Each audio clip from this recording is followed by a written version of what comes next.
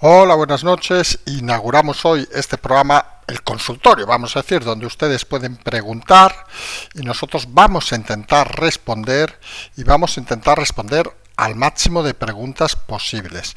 Les confieso una cosa antes de empezar, que este programa ha sido mucho más dificultoso que cualquier programa de los que hacemos, porque no solo ha habido que escuchar, pues más de 70 preguntas, hemos seleccionado la mitad más o menos, sino que además hemos tenido que intentar agruparlas de alguna manera para intentar que hubiera cierto orden.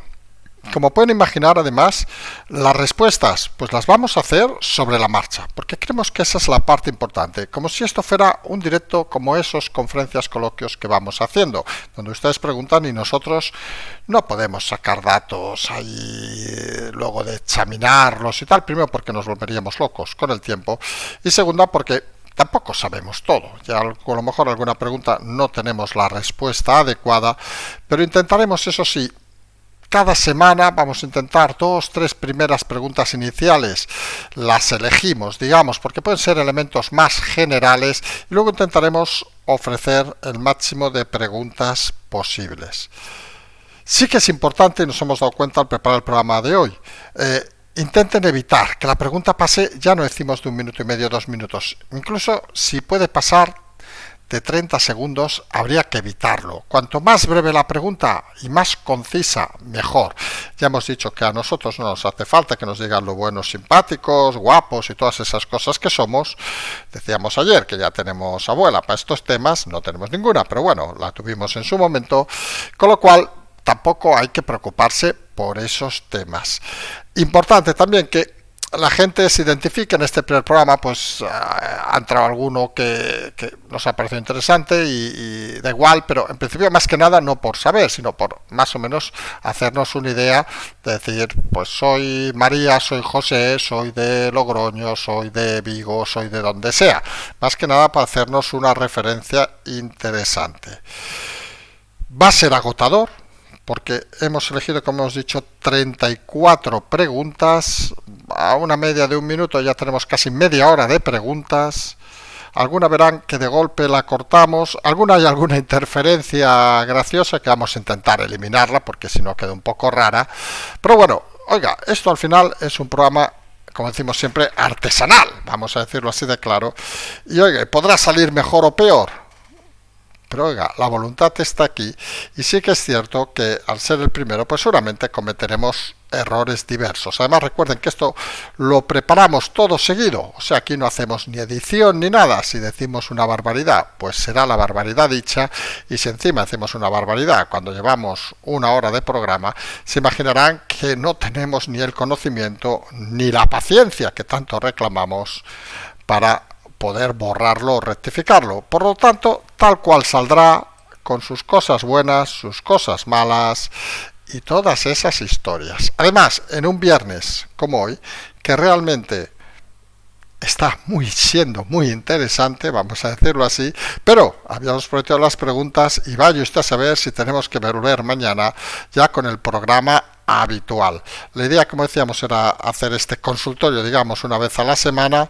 En principio será el próximo viernes nuevamente o el sábado, lo iremos informando porque estaremos de movilidad.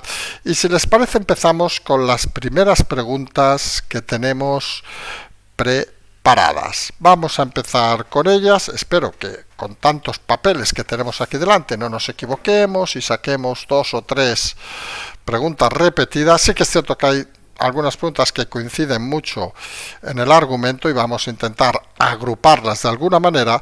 Y si les parece, empezamos con esta primera pregunta de Juan, que creemos que es muy interesante porque un poco concita un interés que creemos que existe en mucha gente. Vamos a ver cómo funciona el programa. Si nos equivocamos, les pedimos ya humildemente perdón. Esto es una virguería que estamos creando aquí y esperemos que salga más o menos de una manera decente. Empezamos pues con esa primera pregunta de este nuevo programa.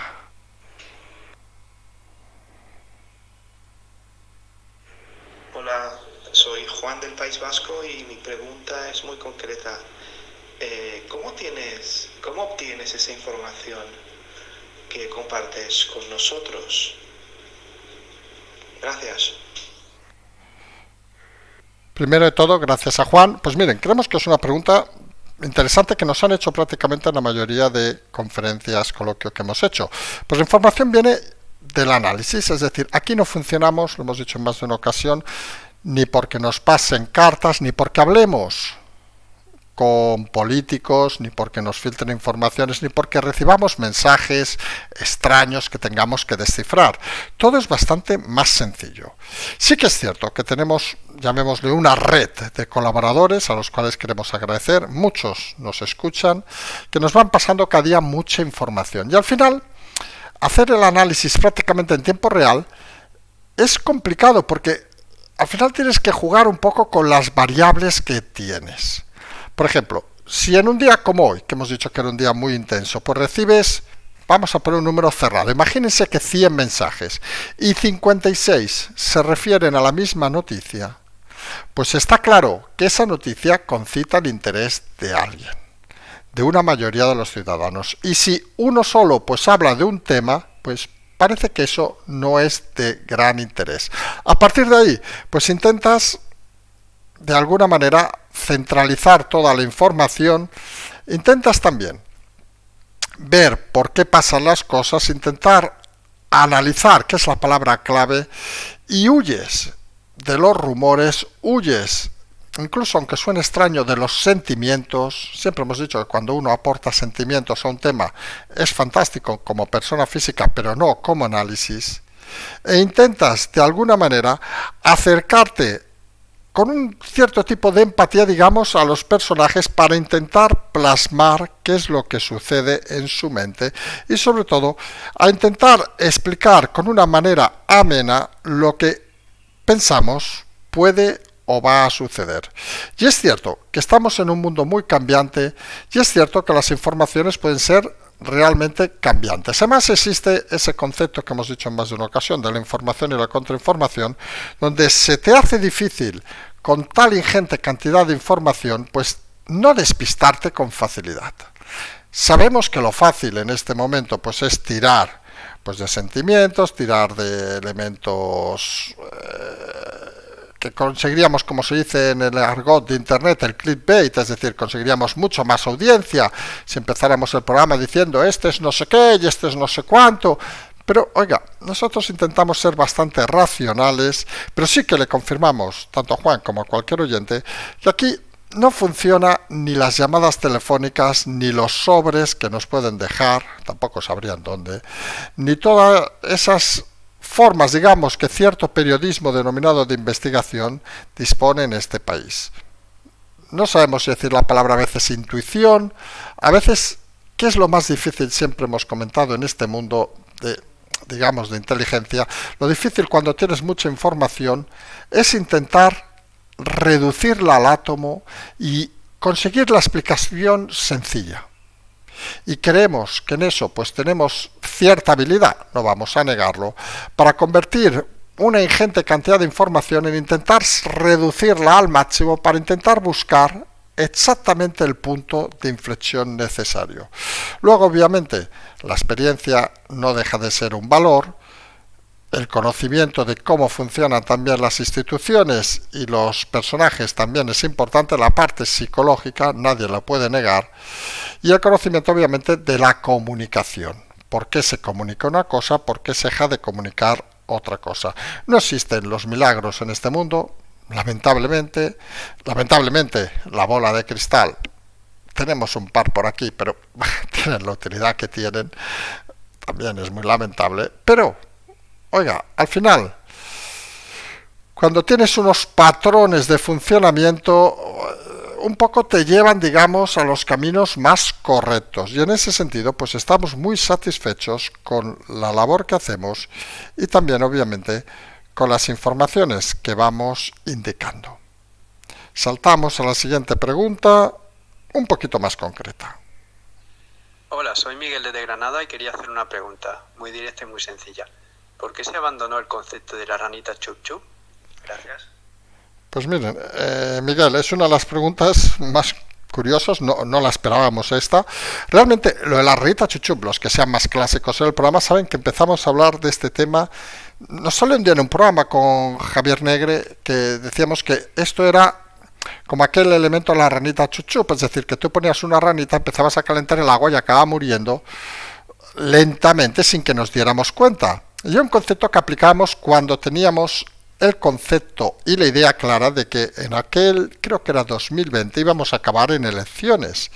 Finalmente no se llegaron a las elecciones, tuvo más aguante la ranita de lo previsto y en el fondo, pues la sensación, vamos a decirlo así, es que poco a poco pues el concepto lo fuimos difuminando. Es cierto que en algunos canales, en algunos programas, incluso lo hemos leído en algunos medios, se ha usado ese mismo ejemplo, no tenemos el copyright, también lo vamos a decir, pero sí que es verdad que es una de esas cosas que creo que en su momento pues enganchó, vamos a decirlo así, porque al final es el avance, digamos, de lo que hemos intentado hacer siempre en este canal, que ha sido intentar explicar las cosas de una forma sencilla y clara, algo que a veces parece que no es tan fácil de hacer y que nosotros creemos que es lo fundamental para intentar entender la política. Y en ese sentido, pensamos que es un acierto el ejemplo de la ranita porque sirvió para explicar cómo evoluciona, digamos, una estructura política dentro, digamos, del propio funcionamiento del Estado. Hola, don Carlos, buenos días. Aquí Marcos Félix, desde Segovia. Mi consulta tiene que ver con aquello que usted venía diciendo desde los orígenes de confirmado la Moncloa, indicando que todo eso que estaba pasando ya en aquella época de la pandemia serviría en el fondo para mejorar el Estado, para mejorar las estructuras del Estado, el funcionamiento del Estado. Me gustaría, por favor, si es posible, que me concretara un poco más o detallara un poco más en qué puede consistir esas mejoras, si tienen que ver con los controles a los políticos, a que se controle la capacidad de un político psicológica, etcétera, o si se refiere a algo más tipo jurídico, etcétera. Hasta aquí. Muchísimas gracias por todo su esfuerzo, por informarnos, entretenernos y tenernos ahí pendientes un día tras otro. Muchísimas gracias, don Carlos. Buen día a todos. Chao. Pues es otro de los elementos que hemos repetido en muchas ocasiones en nuestro canal y es uno de los que a veces genera más dudas, vamos a decirlo así. Nos vamos a poner serios en este punto, aunque vamos a intentar hacer el programa ameno, pero es uno de los elementos que desde el primer día recordarán que decimos todo lo que está sucediendo va a servir para reforzar la democracia. Insistimos muchas veces que esta democracia es una democracia joven, apenas 40 años comparado con otras con más de 100, 200, 300 años, pues somos unos bebés, vamos a decirlo así de claro. Y como tales, pues cometemos errores. Lloramos mucho. Ahora va a quedar muy feo, nos hacemos caquita encima, etcétera, etcétera, etcétera, etcétera. Y estos vaivenes que están sucediendo en los últimos años, lo que hacen es, primero, que la gente se interese más, aunque no lo crean, por la política. Y un ejemplo claro, obviamente, es este canal. Muchos de ustedes no estarían seguramente si las cosas fueran más o menos bien o no fueran tampoco tan bien, pero que no fueran tan horriblemente mal como están funcionando, seguramente nos interesarían por la política, pensarían, mire, estamos ahí y ¿qué vamos a hacer? Obviamente los mecanismos de defensa que está teniendo la democracia pues son claros y contundentes. Ya sucedieron en el 2017, aunque alguno ya lo ha olvidado, con el tema del procés, el encarcelamiento de aquellos delincuentes. Luego dirá algunos, sí, pero luego vino Sánchez y los soltó a todos a la calle y ahora pactó lo de la amnistía. Tampoco es falso. Pero todos esos mecanismos acaban reforzando la idea de que la democracia ha de tener unos valores, vamos a decirlo así, y ha de madurar en el momento que tenemos actualmente.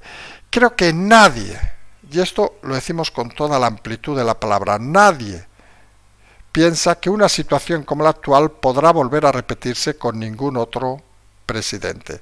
Ni que fuera Feijóo, ni que fuera Abascal, ni que fuera alguien socialista, ni que fuera nadie. Porque esta gente está en un fin de ciclo. Están exprimiendo, digamos, la democracia para tener a su favor organizaciones, vamos a decirlo así, y recuerden que es una frase judicial, no es nuestra, criminales, vamos a decirlo así, para poder llevarse al máximo toda la esencia que debería tener el sistema. Y claro que se va a reforzar, porque todos estos procedimientos van a acabar mal o rematadamente mal. Y eso lo que nos va a dar es un salto en madurez democrática que creemos, y a lo mejor a alguno le sorprende la reflexión, es incluso, podríamos decir, interesante. Porque al final todos aquellos que hayan gestionado cosas, o la vida misma, tampoco se nos compliquen, saben que cuando uno cae muy abajo es cuando más opciones tiene que recuperar. Si uno se mantiene toda la vida, esa historia que explican a veces, uno ha sido toda la vida feliz, por ejemplo, ¿saben aquello tan crematístico como el dinero? Dicen, siempre he tenido dinero, nunca he tenido problemas, no sé qué es pedir una hipoteca, no sé qué es llegar mal a final de mes, no sé qué es pagar los autónomos, por decir algo. Hombre, pues seguramente cuando tenga un problema tendrá dificultades, que es lo que sucede a mucha gente.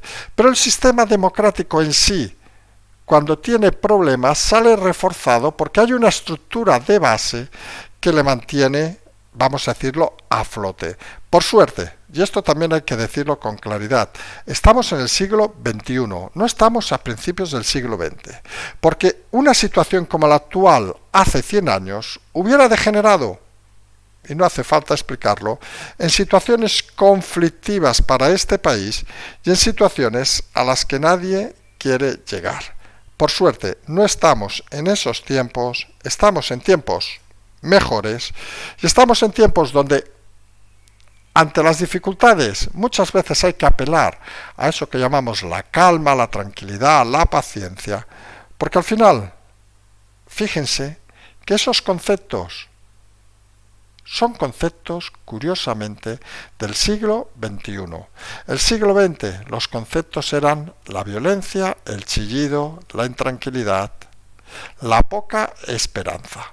Ahora, oiga, que tenemos un líder que hace unas cosas bastante sospechosas, pues hay unos mecanismos de Estado, desde los judiciales, por decirlos claramente, que van a buscar la manera de que esas cosas sean corregidas. ¿Que tardaremos más o menos porque la afrenta es mayor o menor? Seguramente. Pero que estamos en el camino adecuado, en ese camino donde nosotros repetimos desde hace pocos días, también hay que decirlo, de que el cava ya lo pongan a enfriar, porque esto es lo que hay.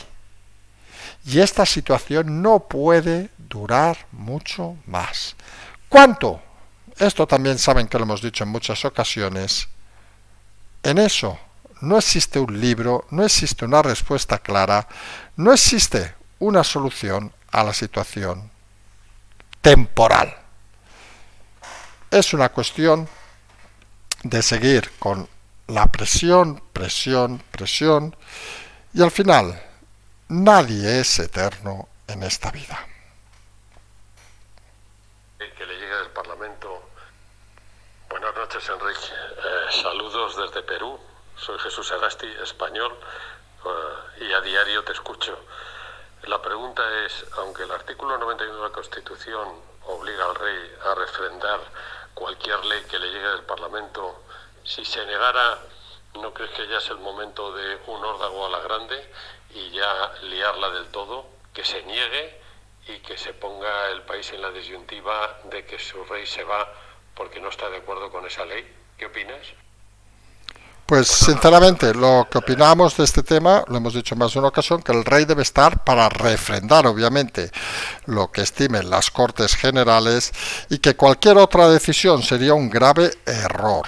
Lo decimos claramente y creemos que precisamente justo hemos puesto esta pregunta luego de la anterior respuesta porque entendemos de una forma bastante clara que lo que toca ahora precisamente es no hacer órdagos, no hacer saltos, vamos a decirlo así, al vacío, sino lo que toca es, pues, poco a poco ir trabajando para que estas cosas no vuelvan a suceder. Y al final es como, también, y no vamos a entrar en la rana chuchup, que era un muy buen ejemplo, como aquella gota malaya, que poquito a poquito las cosas van sucediéndose y poquito a poquito hay que seguir avanzando en este tema. Vamos a seguir con más preguntas. Vamos con la siguiente pregunta.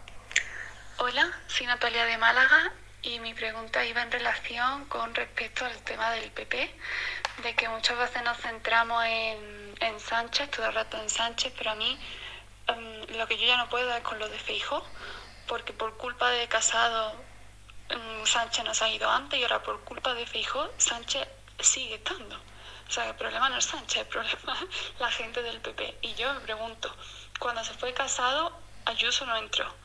¿Qué tiene que pasar para que Ayuso entre para ser candidata del PP a presidenta del gobierno?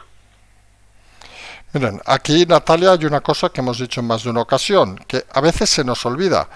Estamos en la situación actual porque Feijóo perdió las elecciones de julio. Y eso es algo muy evidente que algunos parecen olvidar. Y nosotros saben que muchas veces hemos atacado a la persona de Feijóo, lo hemos considerado en algún momento un cadáver, en otros parece que resucita, pero sí que es cierto que lo que falla, creemos, desde nuestra opinión, en el PP, es más el equipo de Feijóo que el propio Feijóo. Porque al final, cuando tú trabajas en estructuras grandes de un partido político con capacidad para gobernar un país, obviamente es una estructura grande, no puedes pensar que todo depende de un líder único y carismático, que por cierto, Feijóo no lo es.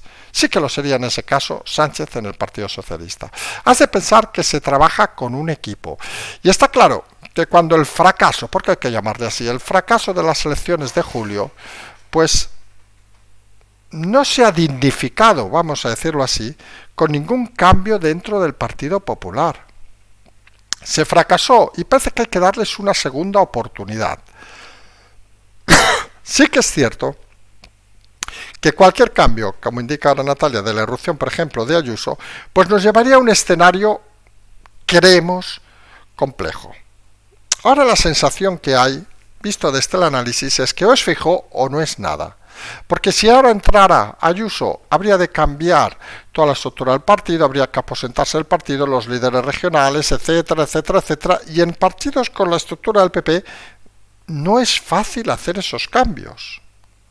Con lo cual entraríamos en una dinámica extraña de casi, podríamos decir, autodestrucción, que obviamente ni llevaría a Ayuso al poder, ni llevaría al PP al poder, ni llevaría a Sánchez a salir del escenario donde está. Sabemos que es una reflexión complicada y que seguramente en julio se hubiera podido solucionar, quizá no tanto sacrificando al propio Feijóo, sino si se hubiera pensado en ese momento en sacrificar, por ejemplo, a parte de su equipo de campaña.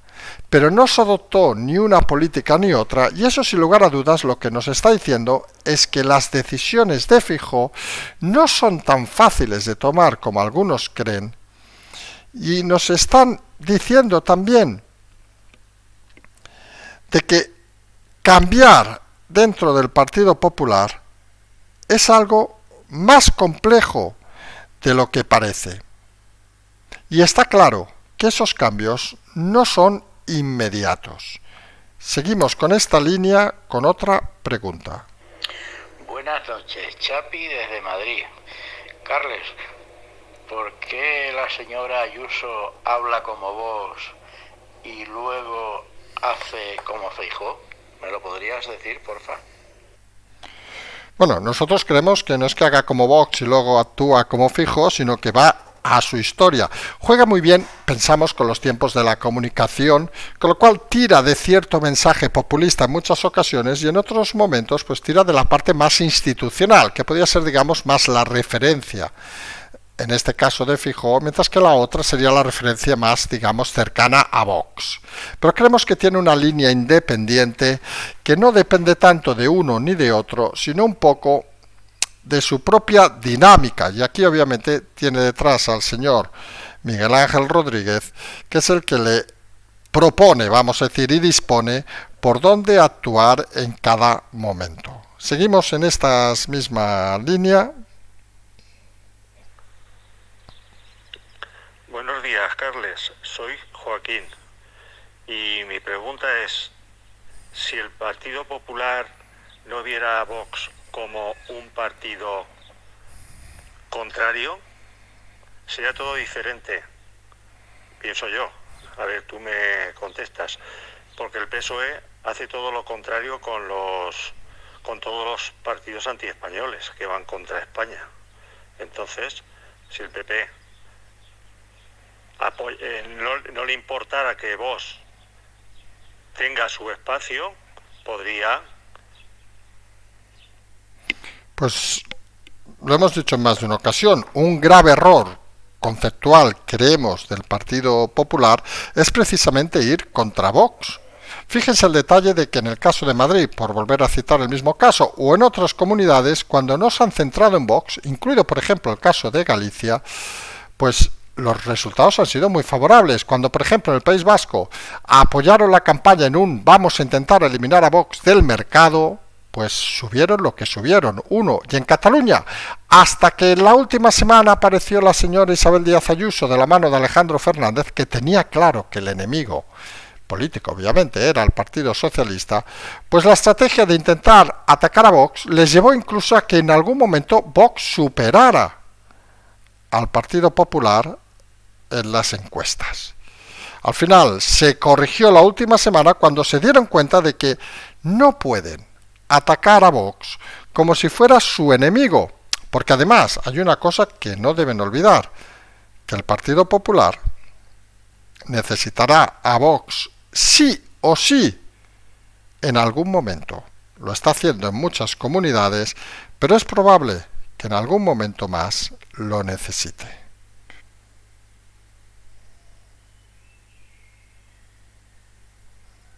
Hola, buenos días. Quería preguntar si el PP saca unos malos resultados en las elecciones europeas. Creo que tendría que cambiar de candidato para las generales y cambiar el equipo que tiene actualmente que le ayuda al presidente. Un saludo. Pues esta reflexión la ha hecho el propio Feijóo hace unos días, cuando dijo de que para él eran clave las elecciones europeas y que en caso de no sacar unos buenos resultados, pues se plantearía, vaya usted a saber exactamente el qué.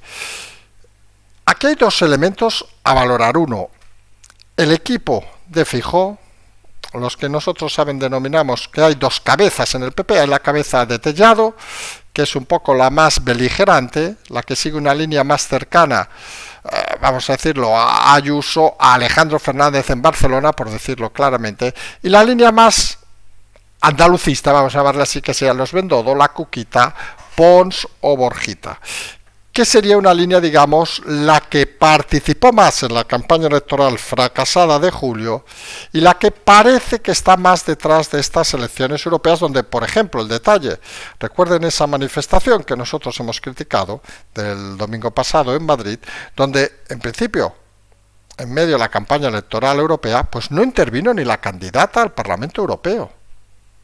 Algo que te suena cuanto menos extraño, porque si es tu favorita, es tu líder, ¿por qué no la llevas al Parlamento Europeo? Son de esas cosas que no se acaban de entender, que suceden muchas veces en el Partido Popular. Vamos a cambiar un poco de tercio ahora y nos vamos a ir un poco a enlazar, digamos, con alguna otra pregunta. Un poco, van a ver por dónde vamos. Hola Carles, ¿qué tal? Raúl desde Canarias. Quiero preguntarte por el voto de centro. Descartando los extremos y considerando que el Partido Popular, con su Cuquita, Bendodo, Fanjul, añado yo, es una alternativa quizá poco seria para algunos, pero también que la abstención podría ser de alguna manera legitimar que continúe las políticas actuales del gobierno o digamos la coalición progresista. ¿Qué alternativa ves para esa parte importante de la población que se mueve entre el 5 y el 7, del 4 y el 6, por ahí? Saludos. Pues Ahora mismo, vamos a decirlo con claridad, ahora mismo las alternativas que hay son las que hay. Toda la irrupción de nuevos partidos, que saben que en las europeas aparecen siempre cosas muy pintorescas. Apareció en su momento Gil y Gil, apareció Podemos, no lo olviden, en su momento, pero la realidad es que la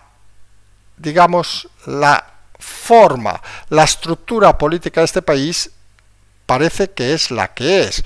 Un partido a cada ala, vamos a decirlo así, a derecha y izquierda, un partido más allá de la ala, algo que no existía antes, que sería a la extrema izquierda y a lo que se denomina la extrema derecha, e intentos siempre de intentar algo en el centro, un poco escorado hacia un lado u otro, que no acaban de funcionar. La polaridad en este país es algo muy manifiesto, ha sido algo históricamente muy conocido y ha sido algo donde fíjense que la pugna habitualmente y donde se gobierna es cuando los partidos que podían estar, por ejemplo, en el 4, vamos a decirlo así, se van al 5 y al 6, y el partido que está en el 6 se va al 5 y al 4. Esa es la estrategia habitual.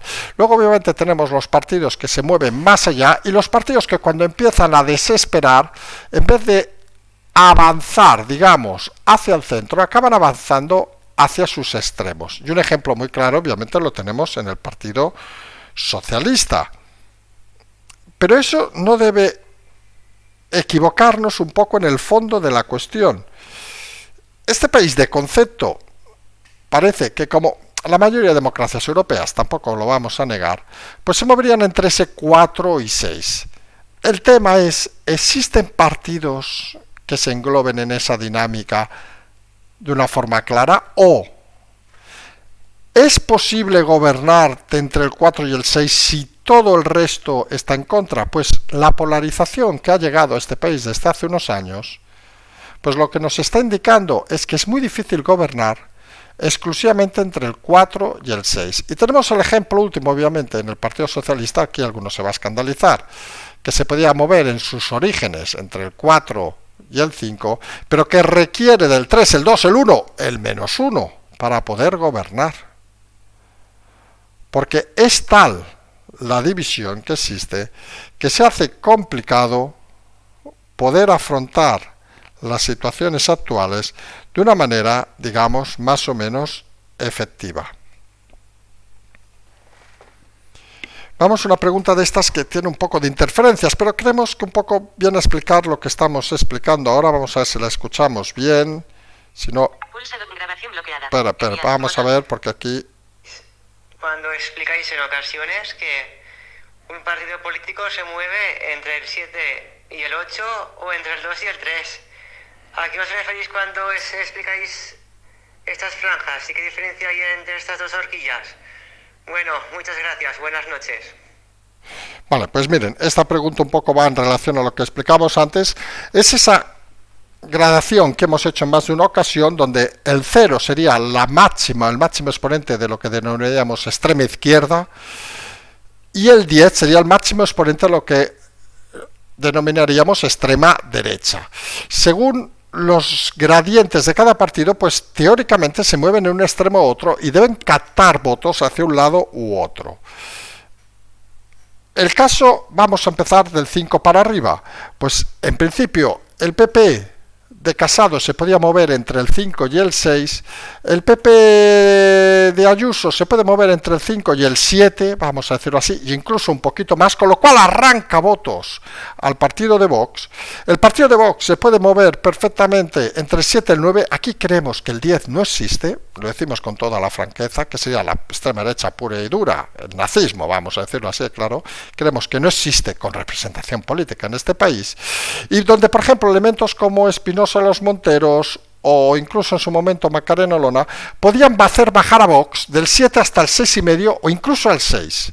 Al desaparecer se vuelve a la franja, digamos, del 7,5, 8 hacia arriba, con Busadé, etcétera, etcétera, y el PP irrumpe en esa franja, de la mano obviamente más de Ayuso que más de Feijóo, y es donde a veces cuando se hace esa eterna discusión de que con Ayuso el PP ganaría más, seguramente porque llega a la franja del 7, que ahora está bastante densamente ocupada. En la otra parte, pues tendríamos, obviamente, el PSOE, que si empezó la legislatura con un 4, bueno, esta no, la anterior, con un 4, con algún atisbo o algún ministro cercano al 5, pues ahora se estrella prácticamente en un 3.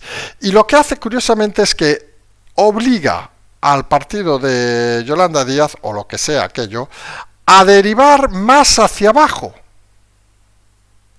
Fíjense que ya Podemos se va prácticamente al 0 o al 1, no hay nada más allá de Podemos, por decirlo claramente, porque se va al extremo total. Y en esa clasificación es interesante porque al final lo que debe dilucidar, vamos a decirlo así, cualquier analista, cualquier persona que quiera seguir la realidad de España es cuál es el número donde más gente hay. Y parece obvio que por naturaleza de este país, en un momento no tenso, pues la mayoría estén instalados entre el 4 y el 6. Cuando el momento se tensa, como el actual, pues parece que se disparan los extremos, el 7, el 3 por otro lado, y hay que intentar valorar exactamente cuál de todas esas opciones es la que más importante hay que intentar trabajar. Y en ese aspecto además hay un aspecto también fundamental, y es que este país tiene una diferencia muy importante en relación a otros países europeos, que es obviamente los partidos denominados regionales, regionalistas, y su influencia en el Estado. Sobre eso tenemos también una pregunta. Hola, buenos días. Mi nombre es Antonio, alias Felipito Tacatún, de Barcelona. Y mi pregunta es porque hace bastante tiempo, recuerdo cuando Albert Rivera estaba en el Congreso, creo que propuso una especie de ley para evitar que los partidos y partidillos regionales pudieran tener la fuerza que tienen ahora en el Congreso, y que los temas nacionales, para estar representados allí, necesitaban un porcentaje mínimo de votación para poder representar a la nación, ¿no? Entonces, a ver si esto quedó totalmente olvidado o si hay posibilidad de volver a buscar el tema, porque sería una de las soluciones a todos estos follones que se nos están planteando, ¿no? Que partidos y partidillos que no tienen donde caerse muerto, pues se juntan y lían la que lían. Entonces, era esto, a ver si podíais aclararme algo. Gracias. Pues realmente es una de las cuestiones más diferenciadoras de España con otros países de Europa, por ejemplo, o con aquellos países donde hay una segunda vuelta, donde pueden imaginar que estos partidos pues tendrían una representación escasa. Hay una teoría sobre este tema que siempre nos ha gustado explicar y que compartimos en cierta manera, que es que en España se ha dado tal libertad, ha habido intrínsecamente tal respeto a todas las culturas, a todos los movimientos más regionales, que al final han abusado de la situación. Fíjese Francia, que es un país supercentralista, capital París, no lo olviden, donde prácticamente intenten ustedes aprender bretón, intenten ustedes aprender catalán, que recuerden, las guarderías del sur de Francia las paga la Generalitat catalana, pues está extinguido. Algunos pensamos de concepto, y esto hablamos conceptualmente como algo de forma histórica, que es un error, porque las culturas están para respetarse.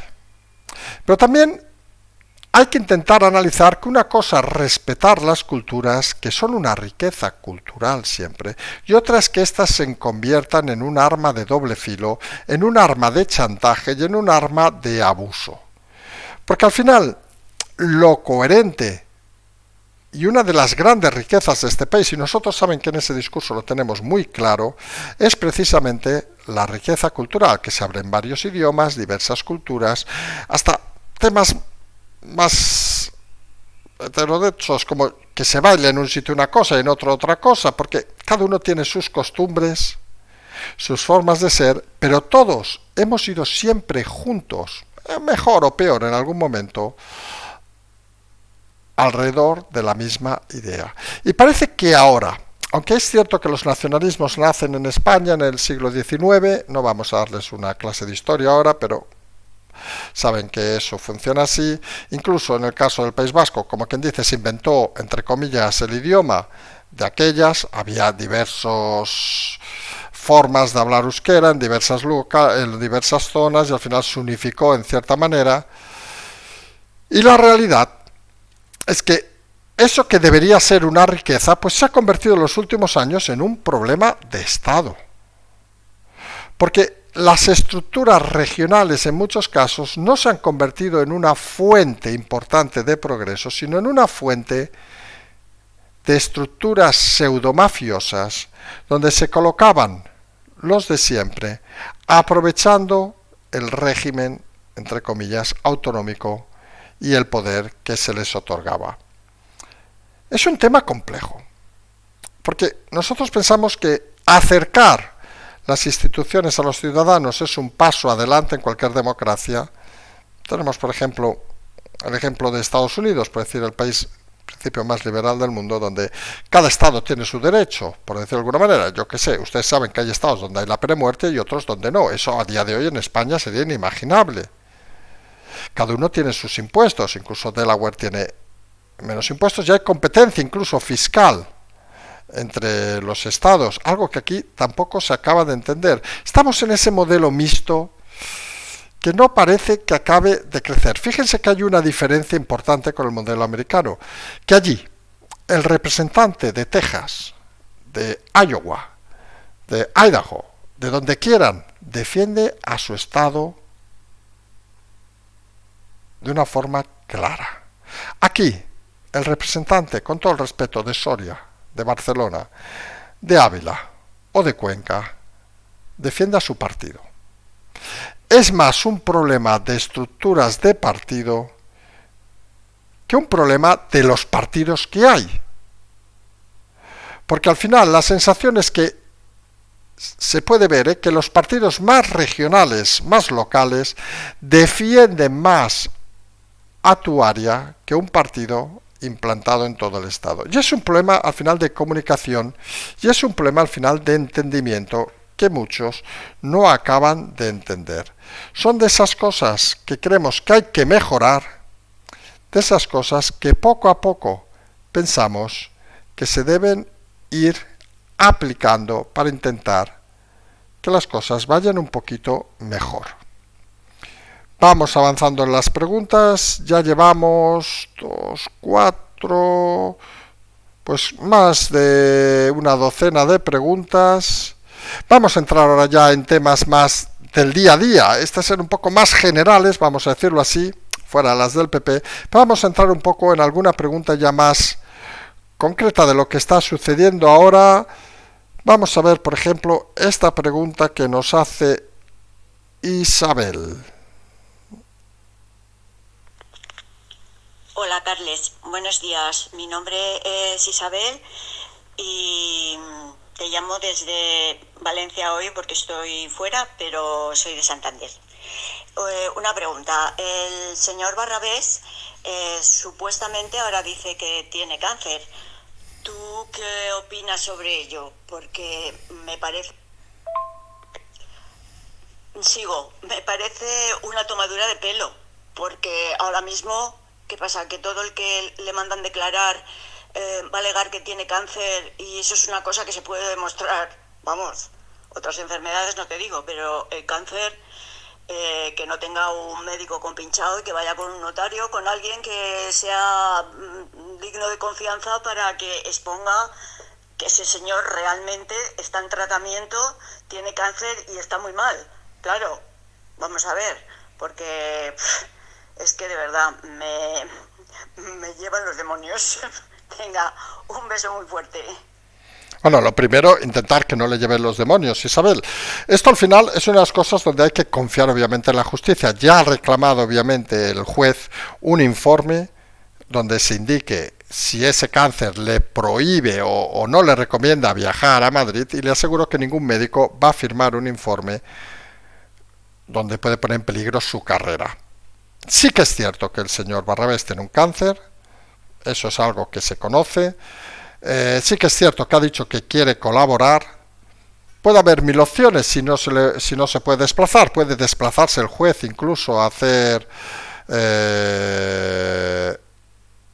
la vista, puede incluso el juez hacerlo por videoconferencia, es decir, que no se preocupen, que en eso, por suerte, el sistema judicial tiene mecanismos para confirmar las cosas. Sabemos que muchos compararán con el tema, por ejemplo, de los tribunales en el caso de entrar en la cárcel del señor Griñán.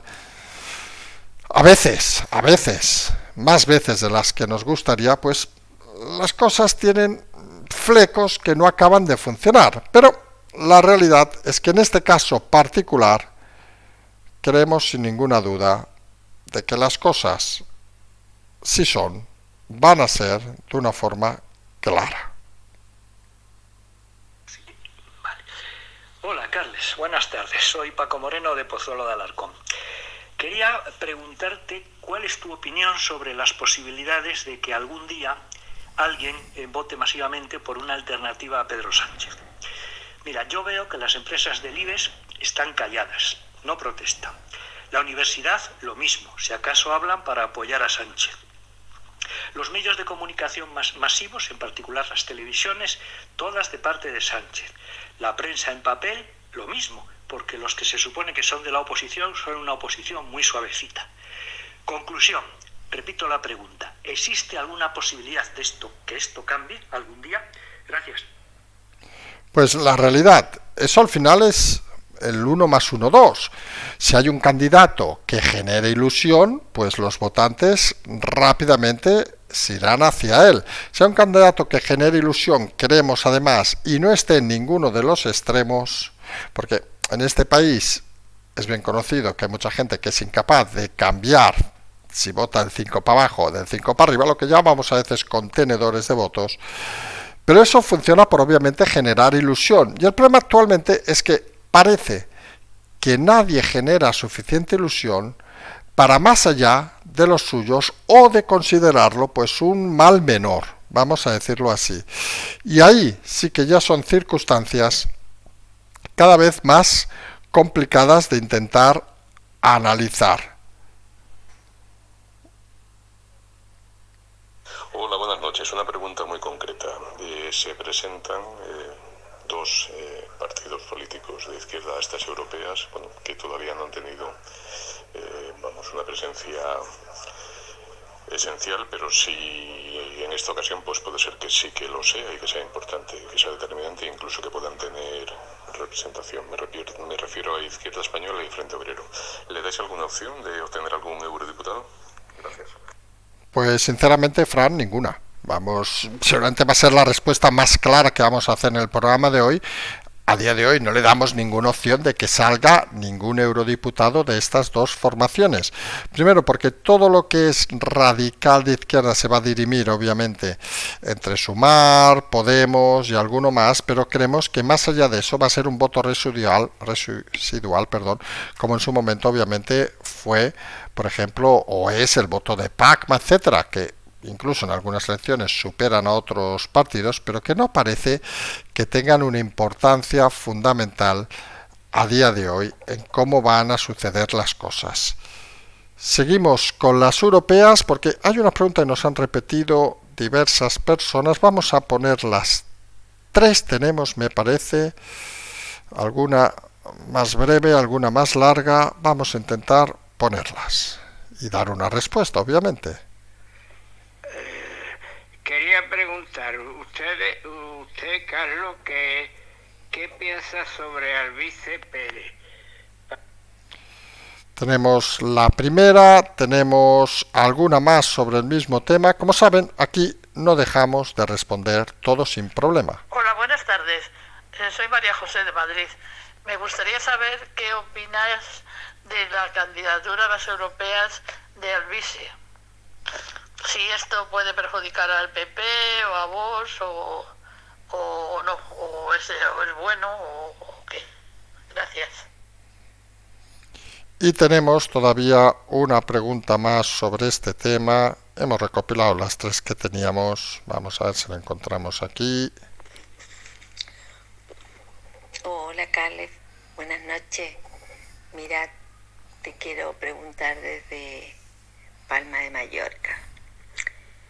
A mí me gustaría saber qué piensas tú de estos nuevos candidatos que hay para las elecciones de Europa, como por ejemplo Albice Pérez de Se Acabó la Fiesta. ¿Cuál es tu opinión con respecto a ellos? Hay otros, pero en particular quisiera saber tu opinión sobre Albice Pérez. Y tenemos una cuarta pregunta que la habíamos pasado, donde habla de otras cosas, pero también pregunta sobre este tema. Buenos días, soy Emilio desde Madrid. Mi pregunta cogería como 3 puntos. Si existe influencia en los problemas internacionales que estamos teniendo, por ejemplo, con Israel, si eso va a influir en la relación CNI-Mossad, por ejemplo, y si es aplicable a Argentina, Italia, Francia u otros países europeos. Por otro lado, me gustaría que comentaran la irrupción de Albice Pérez en la política europea, porque parece que puede sacar 1 o 2 escaños, y a raíz de denuncias suyas, si usted cree o ustedes creen que existe una influencia en el voto por correo o el control de las votaciones por Indra, ya que ambas instituciones están colonizadas por amigos o conocidos del presidente del gobierno, Pedro Sánchez.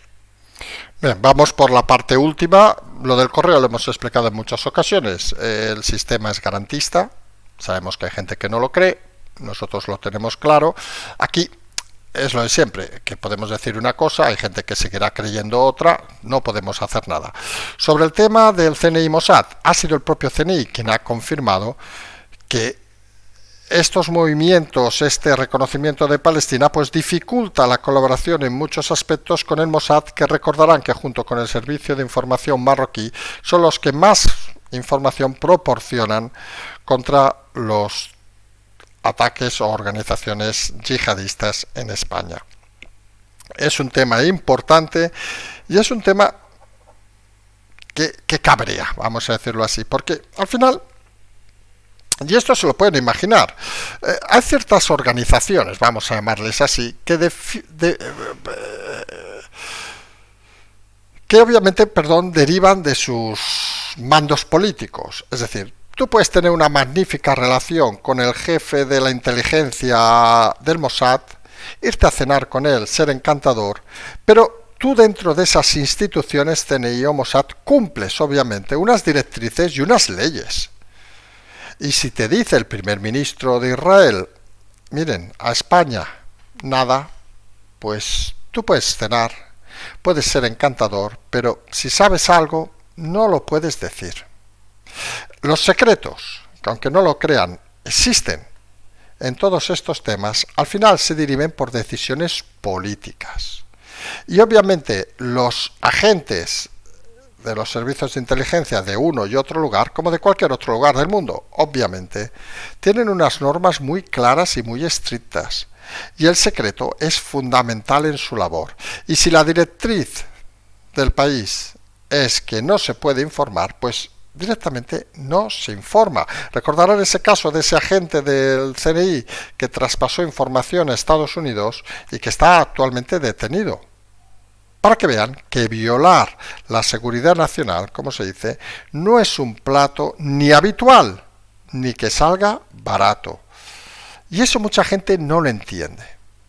Porque creen que todos estos sistemas de información y de inteligencia se forman a partir, que es cierto, en cierta manera, de obviamente los contactos personales. También de los análisis, de los informes, de gente muy aburrida que se tira horas leyendo emails, leyendo tal, intentando encontrar vínculos, todo eso es cierto. Pero al final, si no te llega esa cantidad de información porque se decide a partir de mañana ni un email referente al yihadismo en España sale de nuestra sede aquí del Mossad, pues, oye, Isaías, pásamelo. No lo pueden pasar. Y seguramente les sabrá mal si al cabo de unos meses o un tiempo sucede algo que se podría haber evitado. Pero por eso, la política, que a veces no se dan cuenta, es tan importante. o más de lo que muchos creen. Y sobre el tema de Alvise, que teníamos esas 4 preguntas, nosotros lo dijimos, creo que fue en el debate de Zaragoza, no quiero mentirles, que nos preguntaron sobre el mismo tema, y volvemos a lo mismo. Nosotros primero, obviamente, respetamos a todo el mundo que se presente. Podemos tener nuestra opinión, mejor, peor, indiferente, que puede ser el caso.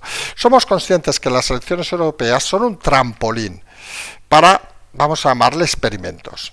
A partir de ahí, fíjense, si nosotros decimos, y lo hemos dicho más de una ocasión, que el votante de este país no es tonto, per se, y vota una opción, lo hemos comentado en más de una ocasión, cuando ha habido gente que decía, por ejemplo, y no estamos comparando, que nadie se nos ocurre comparar lo mismo, pero cuando se vota a ciertos partidos fuera de sistema, vamos a llamarle así, como Bildu, etcétera, etcétera, que siempre hemos dicho, oiga, hay que respetar ese voto porque lo ha votado los ciudadanos, a lo mejor hay que cambiar el sistema educativo, etcétera, etcétera. Con lo cual se imaginarán que quien quiera votar al Alvise, pues también está en su total libertad. Nosotros saben que, y es algo que hemos hecho en este canal desde el primer día, criticamos a todos.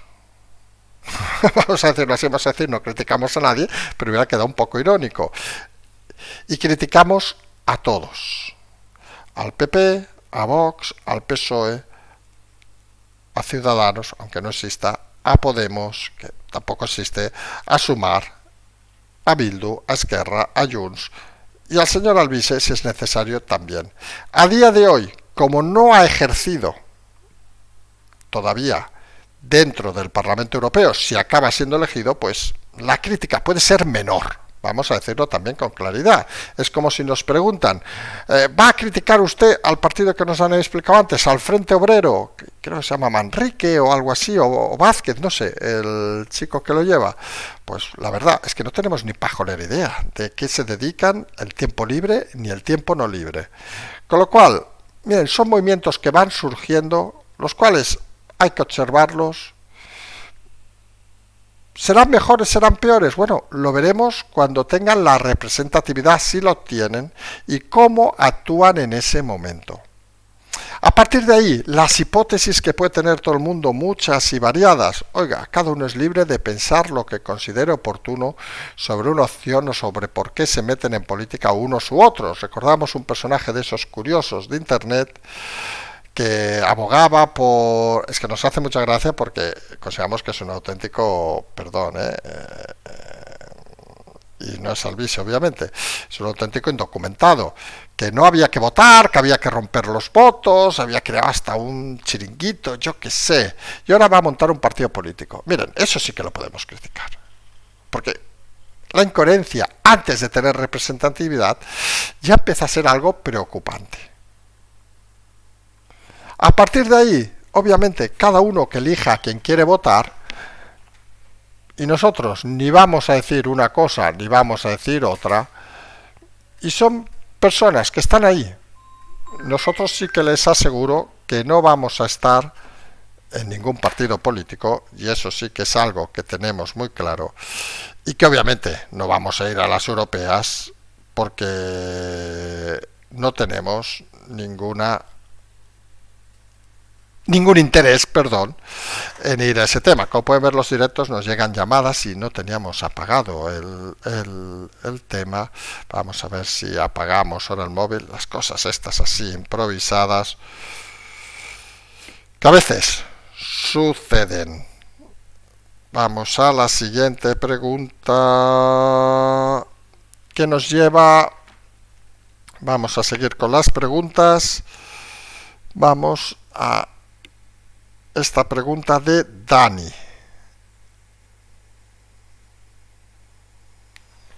Hola, ¿qué tal, Carles y equipo? Lo primero de todo, daros las gracias y la enhorabuena por vuestro programa, porque aporta un punto diferente y es de agradecer. Mi nombre es Daniel, soy de Madrid. Y nada, me gustaría preguntaros algo que es una pregunta que me hago a mí mismo muchas veces, ¿no? Y es que cuando siempre hay unas elecciones y vuelve, bueno, pues volvemos a cuestionar, ¿no? Si ha habido algún fracaso a la hora de la estrategia del Partido Popular, de la estrategia de Vox, de los dos a la vez. Y y muchas veces me pregunto, de verdad, si en un país en el que está azotado por corrupción constante, un presidente que miente un día también y otro día al siguiente hace exactamente lo mismo, bueno, miente o cambia de opinión, como él dice, pero de verdad es que es necesario el que haya una estrategia súper complicada e intrincada para que un gobierno de este tipo caiga. No debería ser suficiente sus actos como para que fuéramos una sociedad madura y la gente pensara un poco sin el carné en la boca e hiciera caer a un gobierno simplemente por lo que hace. Nada, muchas gracias y seguid adelante. Pues miren, al final esto es una de las cosas, creemos, más elementales en comunicación, al menos desde nuestro punto de vista, que las cosas son mucho más sencillas de lo que parecen. Y aquí en política, obviamente, no creemos que haya ninguna estrategia complicada, no, es simplemente buscar a alguien que genere ilusión y alguien que explique cosas básicas. Y a ver, y tampoco parece que hay que ser Einstein para explicar a los ciudadanos pues que hay un señor que necesita 7 votos para gobernar y que a partir de ahí cambia todo su discurso. ¿Por qué la oposición no ha conseguido que los ciudadanos entiendan ese mensaje? Pues seguramente porque no se ha explicado bien. Pero las cosas habitualmente son bastante más sencillas de lo que parece y en muchos casos, curiosamente, nos gusta complicarlas. Esto al final es como aquello, cuando ustedes eran más jóvenes, bueno, algunos a lo mejor que también ahora, y les gustaba una señora o un señor, pues, ¿qué complicación había? Que les gustaba, punto. Ese era el punto de inflexión necesario inicial. Si ese no existía, no había nada más. ¿Y por qué? Pues por una mirada, por una forma de hacer, yo qué sé, 3000 cosas. Pues al final es lo mismo en política. Como dice Dani, no tiene sentido que con todas las barbaridades que está haciendo el presidente del gobierno, la oposición no sea capaz de transmitir un mensaje ilusionante y que esté apurando a ver si ganamos por uno o por ninguno. Y eso está claro que es un error de comunicación grave de la oposición, porque fíjense el detalle, y volvemos a insistir en lo mismo, Madrid, 80% de votos, 82 si no nos equivocamos, arrasa a alguien que supuestamente ilusiona. Porque si no ilusionara con el 82% de votos, les aseguro que no ganaría. Y en eso las cosas son bastante más sencillas de lo que parece, y a veces algunos se complican mucho más de lo que deberían complicarse. Muy buenas, Enrique, equipo, oyentes, saludos desde Madrid. Mi nombre es Amalia y ahí va mi pregunta. Más bien son varias en una. Con respecto a los datos del móvil del señor Sánchez, y tal y como están las relaciones ahora mismo con Israel, ¿creéis que podrían dar la información directamente o a través de Francia? Y si el señor Sánchez puede bloquear toda esa información antes de que llegue a la Audiencia Nacional, o se quedará pues como otra más. Ya sabemos que España en ese sentido de investigación es bastante opaca y no nos enteraremos realmente de lo que esconde ese teléfono. Sinceramente pienso que se quedará en nada. Simplemente hoy por ti, mañana por mí. Hoy me pego un tiro yo en el pie y mañana se le puede dar el otro, con lo cual pienso que se quedará en nada. ¿Estáis de acuerdo? Muchísimo. Bueno, pues no estamos de acuerdo. Vamos a ser rápidos en esta respuesta. Los mecanismos de investigación no dependen de las estructuras políticas. Aquí ha habido una colaboración, lo explicamos en su momento, de NGO, la empresa israelita, con los juzgados franceses, que les ha proporcionado ayuda y se ha hecho una inspección forénsica de los móviles. A partir de ahí, la información que está bajo secreto, que llegue, pues llegará a través de la vía judicial, no a través de la vía política. Que nadie se piense que lo que le llega a un juez primero pasa por el ministro. Nada que ver. Y más con las colaboraciones de jueces extranjeros. Sí que es cierto dos cosas importantes. La primera, que es importante recordar qué información debe haber en ese móvil. Y nosotros insistimos que esa información no es una información más allá de la personal. Vamos a decirlo así. No aparece ahí una carta con alguien de yo que sé dónde, no. Aparece información personal, y información personal que seguramente alguno no quiere que se sepa, obviamente, pero que no parece tener más allá de esas reflexiones personales. Pero hay una cosa que decíamos como segundo punto importante que no hay que olvidar. Todo lo que está sucediendo ahora mismo alrededor del presidente Sánchez, curiosamente, es algo personal. Porque lo de su mujer, Begoña, es algo personal. ¿Era conocedor Sánchez de los negocios de su mujer? Lo de la marca, lo del regalo de Google, de Telefónica y de Indra. ¿Era conocedor Sánchez de la información que ha salido hoy, de la cena del pasado marzo de su hermano con el señor conde Pumpido en una casa de un abogado de Madrid? ¿Que cualquier ciudadano español se va a cenar con conde Pumpido? Preguntamos. Parece que no. ¿Era conocedor Sánchez? Todo ese tipo de informaciones que se imbrincan, digamos, en lo más personal de Sánchez, son las informaciones que obviamente aparecen, no las de ahora, obviamente, las de aquel momento en el móvil de Sánchez. Con lo cual, son informaciones que, en principio, aunque sean personales, acaban afectando, obviamente, a la credibilidad del presidente y acaban elevando la presión de una forma cada vez más contundente.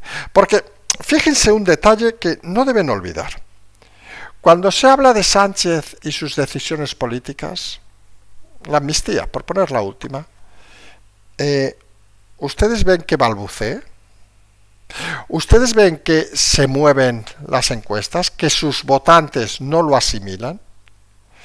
Como decíamos y decían ayer, en Cataluña mucho votante que se avergüenza de alguna cosa de Sánchez ha preferido avergonzárselo de Sánchez, pero al final decidir su voto a favor de Sánchez, en este caso de Illa.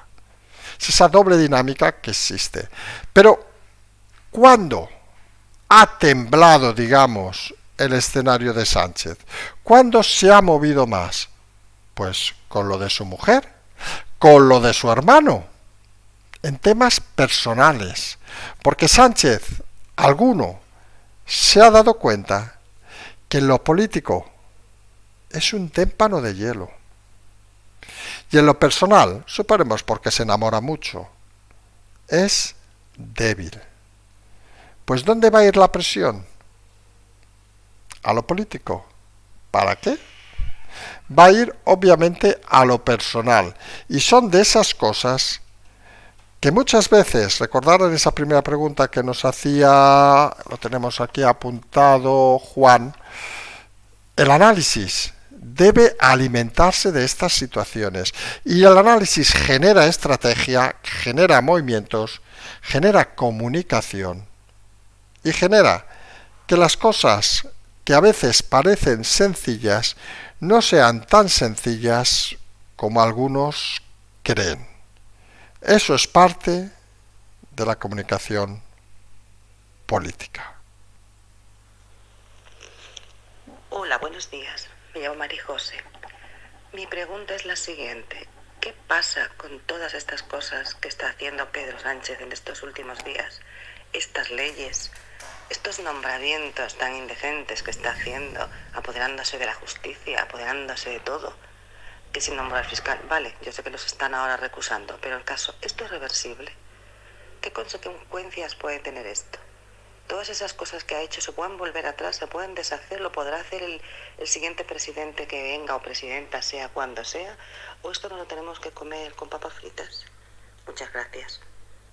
Hombre, una de las cosas básicas y elementales de la democracia es que las leyes se cambian. Y las leyes llegan y se van. Con lo cual, obviamente, hay decisiones, por ejemplo, un nombramiento, pues seguramente, depende del nombramiento que sea, pues se podrá sustituir con un cambio de gobierno los cargos políticos, digámoslo así. Nadie piense, por ejemplo, que el señor Puente va a ser ministro si acaba gobernando fijo, por decirlo con claridad.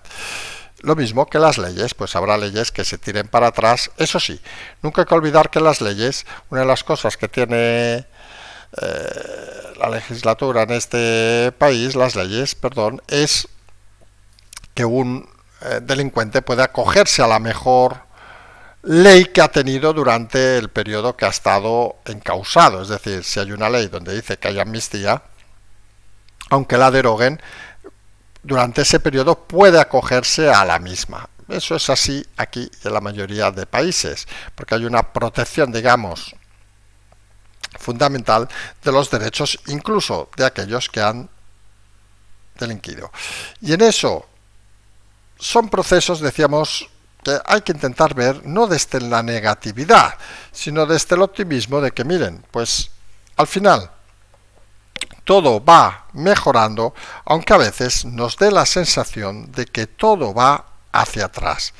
Sabemos que es complicado, pero son las cosas así de sencillas. Muy buenas noches, señor Enrique. Mi nombre es Daniel y le hablo desde Málaga. Lo primero, felicitar a todo el equipo por el fantástico trabajo que realizan y que comparten con nosotros cada noche, permitiendo que tengamos una información de elevada calidad. Mi pregunta es más técnica que otra cosa.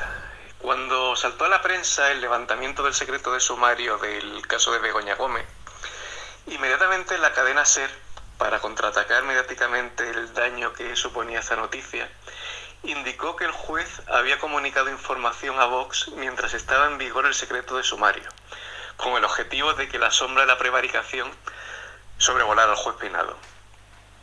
La propia noticia de la cadena SER decía, aunque de una forma secundaria y muy poco clara, que esa comunicación no solo se había realizado a Vox, sino que se realizó a todas las partes, tanto al resto de acusaciones como a la propia denunciada. Lo cual demuestra una vez más la tendenciosidad con la que esta emisora emite sus noticias. Según he leído en la ley de enjuiciamiento, el secreto de sumario puede ser total o parcial. Es decir, que el juez puede decidir que las partes accedan a documentación concreta que sea importante para el caso, aunque esté el secreto de sumario. Mi pregunta es, ¿el juez tiene que indicar expresamente en el sumario de alguna forma la figura de secreto parcial? ¿O el simple hecho de declarar el secreto de sumario permite que el juez pueda automáticamente enviar documentación a las partes cuando lo estime conveniente? Muchísimas gracias por su información y por su esfuerzo. Gracias, Daniel. Miren, esta es de las preguntas que hemos dicho concretísimas, que no les sabemos dar una respuesta así improvisando. Estas de las que nos ponen en una conferencia coloquio y nos quedamos así con cara de no somos expertos en leyes. Lo que sí creemos y sabemos es que si se hubiera producido una irregularidad, y creo que todos estarán de acuerdo, ya se habría presentado escritos para tumbar al juez, y no se ha producido. Con lo cual parece que lo que haya hecho el juez pues atiende obviamente a la actual legislación y parece que no ha habido ningún exceso ni ninguna cosa fuera de lugar. Y eso al final es algo que creemos también importante remarcar. Hola, buenas noches. Me llamo Alfredo y estoy en la ciudad de Fraga, provincia de Huesca. En primer lugar, felicidades por el nuevo programa y sin más dilación paso directamente a la pregunta. ¿Tendría recorrido el presidente del gobierno sin el apoyo incondicional del fiscal general y de Conde Pumpido, a las que no voy a calificar porque todos sabemos de qué talla son esos personajes? Muchas gracias. Pues la respuesta obviamente es no, porque seguramente con esos mecanismos que fueran más independientes, pues muchos de los temas que ahora se esconden o que simplemente pasan de una manera más desapercibida, pues saltarían al orden del día.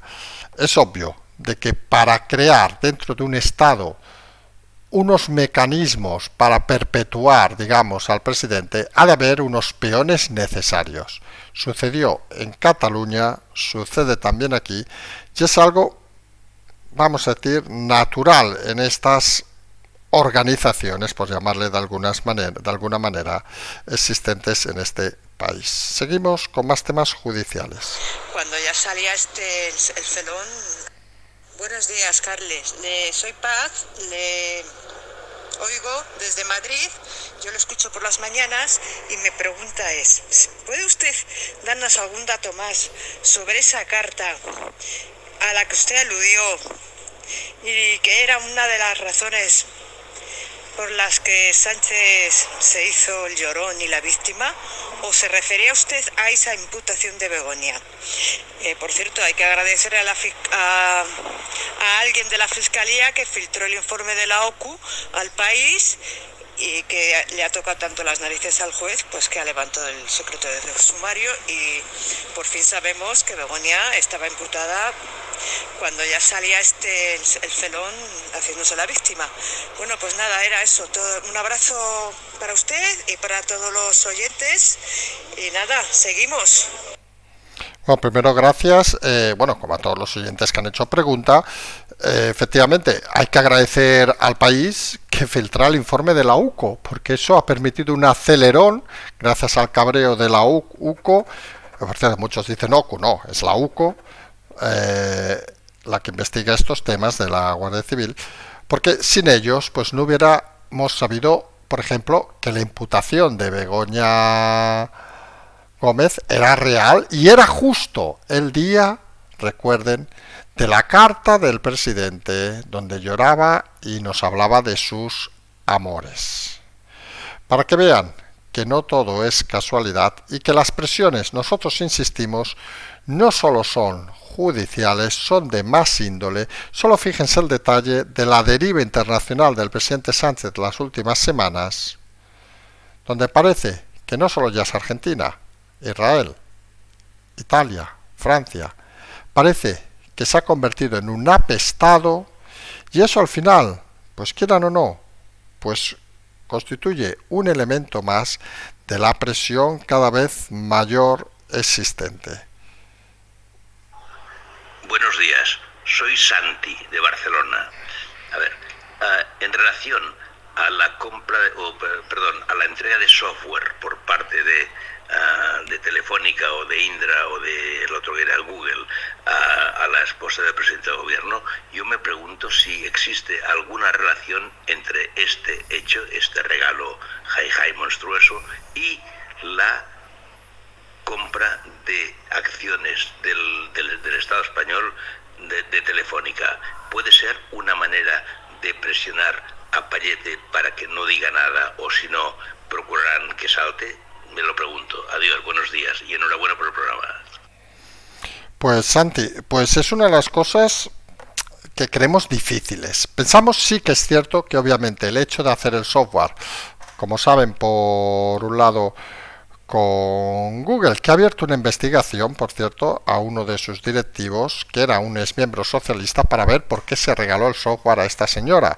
Con Indra y con Movistar, pues está claro que si no fuera la señora del presidente, pues nadie le hubiera regalado el software de 150.000 euros, que aparte registró saltándose a la Universidad Complutense, que en teoría, por una apropiación indebida, debería haber demandado a la señora de Sánchez, no lo ha hecho.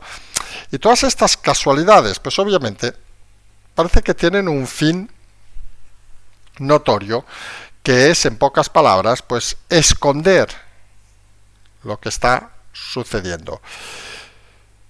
¿Que se ha vinculado directamente la compra de las acciones de Telefónica con este movimiento? Pues sinceramente pensamos que no, porque es una operación mucho más grande y parece que es más una operación defensiva de un mal concepto de la economía nacional del gobierno socialista que algo personal.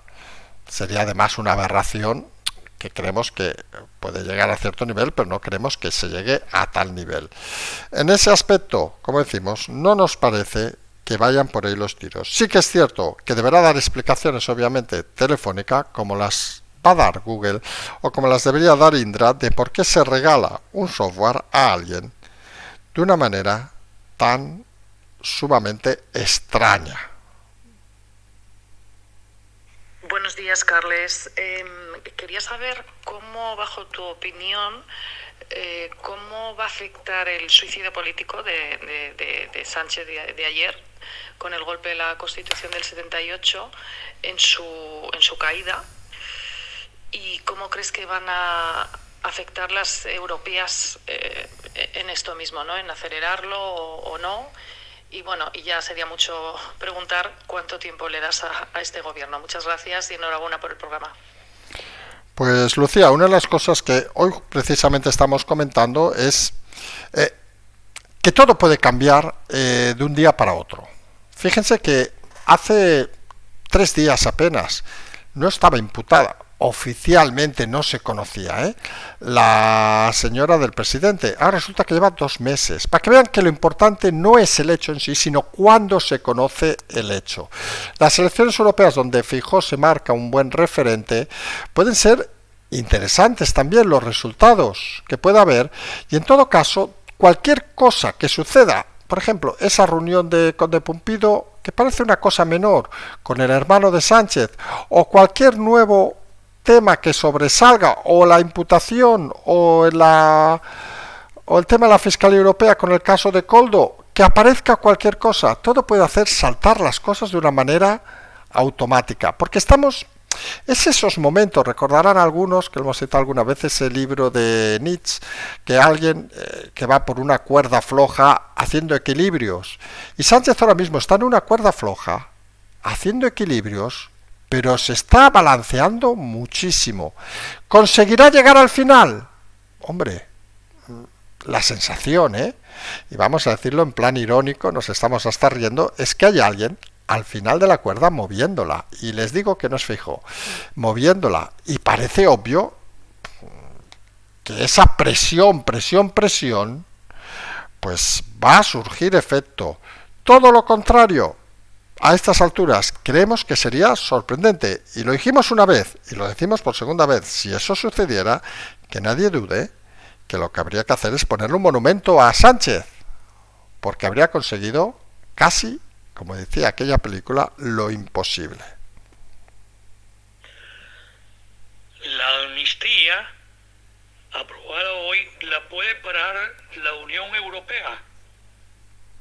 La amnistía la pueden parar los jueces, la amnistía la puede parar la Unión Europea, la pueden parar los tribunales. Al final, el recorrido, lo explicamos a ver, primero que sea publicada, porque es una de las cosas que hoy mismo, vamos ahora ya a añadir informaciones de hoy mismo desde los partidos independentistas se están quejando de que por qué no ha sido publicada. Como dijimos ayer, era una de las cosas más sorprendentes, que habitualmente una ley ya aprobada pues acaba publicada al día siguiente en el Boletín Oficial del Estado. Pero la ley de amnistía, tan importante, la única ley aprobada por este gobierno, que nos trae la convivencia a Cataluña, pues se va a retrasar seguramente hasta luego en las elecciones. Y obviamente a los partidos independentistas no les gusta ese concepto. Recordar además que hoy el señor Comín ha dicho que pueden hacer caer al gobierno, y se suceden cosas cada vez más interesantes, y algunos sabemos, con la declaración ayer de los fiscales, que en todo caso la declaración de amnistía podrá afectar, pues yo que sé, a esos que han hecho cosas menores, pero a los que han metido la mano en el dinero, hablamos de Junqueras y Puigdemont, parece que no les va a servir para perdonar nada. Y eso es algo, seamos claros, que es importante e interesante. Hola, Carles, buenos días. Oye, ¿realmente tú tienes el convencimiento de que de que Puigdemont va a venir a España y puede que sea presidente de la Generalitat? o tal vez tengas el convencimiento de que no va a poder venir nunca. Gracias. En esto lo explicábamos ayer. La jugada ahora al independentismo, aparte de que hablen del referéndum y todas estas batallas, es conseguir la mesa del Parlamento el día 10 de junio. O sea, un día después de las elecciones. Jugó el PSOE a hemos pactado con Esquerra y no vamos a publicarlo antes de las elecciones para no perjudicarnos, y ese margen de tiempo lo que está haciendo es que Junts esté presionando tras la decisión de ayer de la amnistía a Esquerra, y van por el buen camino, y como explicamos ayer, junto a los votos de la CUP, que se ha decidido en la última hora a apoyarlos, tendrían suficiente número para ser los presidentes de la mesa del Parlamento de Cataluña el próximo día 10. Tendrían 59 contra los 42 del PSOE, que no sumarían, excepto que sumaran con el PP y con Comuns, que no parece que sea un pacto muy fácil de lograr, ni por parte de Comuns, obviamente, y queremos por parte de Alejandro Fernández. Dicho lo cual, hoy ha pedido Comín que faciliten la presidencia de Puigdemont, con lo cual están un poco yendo al camino que explicábamos anoche, de que para ser presidente ya no vale solo tener un voto más, tener votos positivos, da igual que tengan 3.000 en contra para la mesa del Congreso. Para ser presidente necesitas tener un voto más que los otros. Y si el PSOE vota en contra de Puigdemont, pues volveremos a elecciones, donde seguramente Junts y Esquerra y la CUP irán juntos, ojo a ese movimiento, irán juntos, y donde el PSOE solo tiene, entre comillas, si no quiere volver a esas elecciones, la opción de abstenerse, lo cual parece un suicidio, y permitir a Puigdemont ser presidente de la Generalitat. Pero ¿alguien duda de que Sánchez es capaz de sacrificar todo con tal de seguir gobernando? Esa al final es la gran clave que hay que pensar en este momento. Son de esas cosas que no se nos deben escapar. Sobre si cree que el PSOE está en una huida hacia adelante, creando un enorme hecho consumado a través de la amnistía y una independencia irreversibles. Gracias. Lo hemos dicho más de una ocasión, el PSOE está tirando hacia adelante como un loco a 200 por hora por una carretera local. ¿Dónde llevará eso? Pues parece obvio que no llevará a ningún buen lugar. Pero, oiga, cada uno hace la apuesta que considera oportuna con sus movimientos políticos. Podemos decir que también es una gota, ¿no? Soy Miguel Perdigón. Primero, muchas gracias por tu programa. Lo escucho con frecuencia. Estoy escuchando las declaraciones de la portavoz de Junts, creo que se llama Nuria Noguera. La verdad es que son unas declaraciones de odio, ¿no? Porque lo ve como una victoria frente al resto de los españoles. ¿Hasta qué punto ellos se lo creen así? ¿O podemos decir que también es una gota, ¿no? De su incompetencia, al menos para proclamar la independencia? Muchas gracias, Carles. Gracias. Son así. Es decir, la gente de Junts, los que los conocemos un poco, pues están amarrados al poder desde hace toda la vida, tienen una estructura pseudo grupal, vamos a llamarle así, dentro de la Generalitat, y creen que es suyo. Es uno de los problemas que decíamos antes que existe cuando se respetan las regiones, las culturas, los idiomas, etcétera, que algunos se cogen y asocian todo eso a su forma y a su propia vivencia, vamos a decirlo de una manera clara. Y es cierto, son así.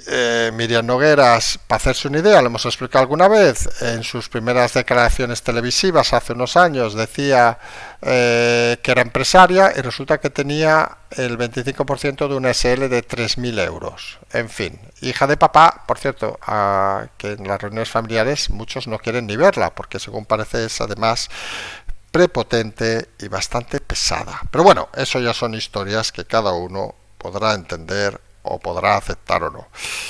Dejamos para el final, pues ya estamos en el final, aunque no se lo crean, pues preguntas de estas un poco diferentes que son de esas que a veces aparecen y que intentamos siempre pues dar una opinión muy clara y contundente. Vamos a ver la primera de estas. ¿Algún comentario sobre la visita del grupo Bilderberg a Madrid, su reunión con Sánchez del día 30 al día 2? Gracias. Pues lo que siempre hemos dicho, estas historias, puede alguno creérselas obviamente y seguramente hablan de cosas, pero las historias y teorías de la conspiración, pues en este canal saben que no funcionan. Pero no va de menos que si hay preguntas sobre ese tema, pues intentemos responderlas.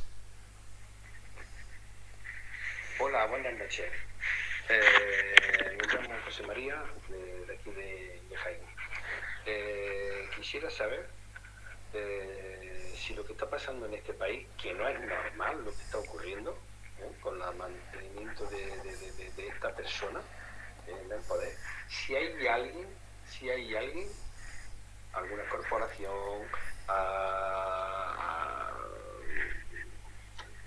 Soros, la familia Rothschild, alguien que esté manteniendo a este personaje aquí, porque esto no es normal lo que está ocurriendo. Pues un poco la misma respuesta que la anterior. Pues seguramente el señor Sánchez tendrá a sus amigos, quien le proteja más, quien le proteja menos, pero al final nunca olviden que quien sale elegido es porque la gente le vota. Es tan sencillo como eso. Ya puede venir aquí quien quieran, que si no tiene los votos no es presidente del gobierno.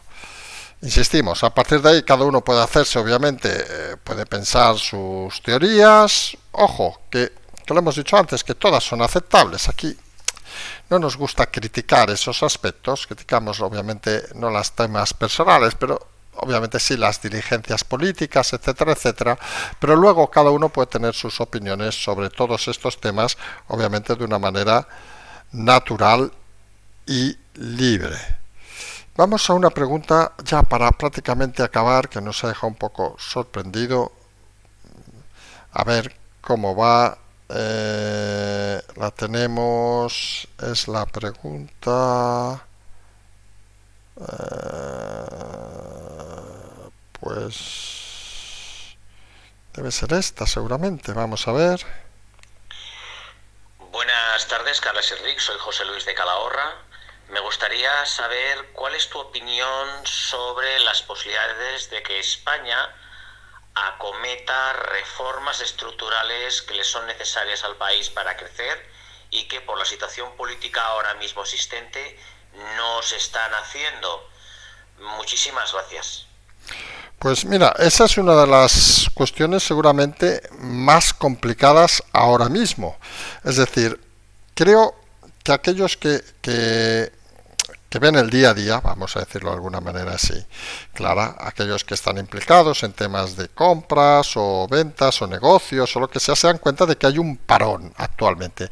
Los datos del paro además son los que son, creo que nadie los duda en este momento, y sí que es cierto que parece que debería haber cierto tipo de reformas para avanzar. Algunos pensamos, por ejemplo, en el tema de las indemnizaciones, despidos, etcétera, etcétera, porque el sistema parece insostenible. Sí que es cierto también que no estamos en la época de los hombres de negro. Recuerden en aquel momento donde, por ejemplo, se acometieron reformas brutales en Grecia, por citar un ejemplo claro, y que fueron un fracaso bastante evidente. Al final, hay un tema fundamental en Europa y es que nos hemos acostumbrado que se diría a unos niveles muy elevados de comodidad, vamos a decirlo así, y que se hace difícil mantenerlos. Porque estamos en esa reflexión que hemos hecho en alguna ocasión. Por ejemplo, en pensiones se pagan 12.000 millones. Efectivamente, contributivas, no contributivas, todo lo que quieran. Pero ¿vamos a suprimir a la gente mayor, a reducirles la pensión? No parece que tenga mucho sentido, ni que fuera popular. Obviamente implicaría una vuelta al populismo de una forma rápida. El sistema puede mantener ese ritmo tal como está ahora, exprimiendo a autónomos, pequeñas empresas, que lo que hacen es abandonar, con lo cual no incrementan los recursos. Tampoco parece que ese sea el camino. ¿Qué quieren algunos? ¿Que nos quede un país de 4 grandes multinacionales? Pues no parece que sea lo más adecuado. Sí que es cierto que hay que empezar a repensar cómo trabajar este país y que obviamente habrá que hacer algún tipo de reforma estructural, pero intentando conservar al máximo los derechos de todos aquellos que los han tenido, y seguramente la manera más fácil a priori es no dando derechos a aquellos que no los han generado. Y por si alguien está dudando lo que estamos diciendo, no tiene sentido quitarle un euro a un pensionista que ha trabajado toda la vida, pero quizás sí que tiene sentido no pagar ni mantener a aquel que no ha aportado nada a este país, por el simple hecho de haber caído aquí. Ese es el mensaje que mucha Europa está cada vez contemplando con más fuerza y que algunos todavía no entienden ni no ven, pero es que el sistema, si no, no funcionará. Y eso son de las cosas que parecen evidentes. Tenemos un mensaje de esos que nos ha llegado mientras hacíamos el programa. Vamos a ver. A lo mejor dice alguna barbaridad, pero bueno, vamos a ponerlo. Buenas tardes, señor Carles. Mi nombre es Juanjo Bastida y le llamo desde La Rioja, Logroño. Y mi pregunta podría ser que ¿cuánto tiempo le queda al mentiroso del reino? Gracias. Buenas tardes. Bueno, lo primero, que ya saben que tenemos al señor Elías en el chat por si alguna palabra fuera de lugar. No nos gusta y íbamos a destacar esta intervención, les admito que no la teníamos prevista, ¿eh? Es una que ha llegado justo cuando estábamos haciendo, y vamos a destacar lo que nos gusta, vamos a decirlo, la magnífica educación de todo el mundo al hacer las preguntas, incluso esta que ha perfilado con esa palabra mentiroso, pero intentemos evitar los calificativos, porque no nos llevan a nada. ¿Qué nos aportan? Cabrearnos durante 2 minutos, pensar que hemos dicho, mira, le llamo mentiroso, pero eso no aporta nada al debate. Es algo que hemos remarcado en muchas ocasiones y que creemos que hay que tener muy claro todos. Sobre la pregunta, la misma respuesta de antes, es decir, aquí no es un tema de tiempo. Puede precipitarse todo mañana, puede precipitarse todo pasado mañana, puede precipitarse todo el mes que viene, podemos avanzar a las elecciones, por ejemplo. ¿Sabrán el tema este del software que se ha apropiado la señora mujer del presidente? Pues hoy, nada, hace pocas horas ha dicho Feijóo en Álava que la apropiación de una herramienta informática por Begoña Gómez es un delito de Código Penal. Pues tiene toda la razón. Y debería denunciarlo la Universidad Complutense de Madrid. Para que vean que todo puede cambiar de un día para otro. También hoy hemos tenido a Paje, que se suma a las comunidades para llevar la amnistía al Constitucional. El perdón no se contrata a cambio de un chantaje. Todo puede pasar. Ha dejado su acta Ana Pastor, por ejemplo, la ex presidenta del Congreso en el PP, para dedicarse a la empresa privada, o la Fiscalía que pide imputar al número 3 actual del Ministerio de Óscar Puente, el que va al concierto, recordarán, de Taylor Swift con su familia y deja el coche aparcado allí en el puto medio. Para que vean que todo puede cambiarse de un momento a otro. Ya hemos dejado como última pregunta, y creo que esta sí que es la última, si no nos equivocamos, la tenemos por aquí.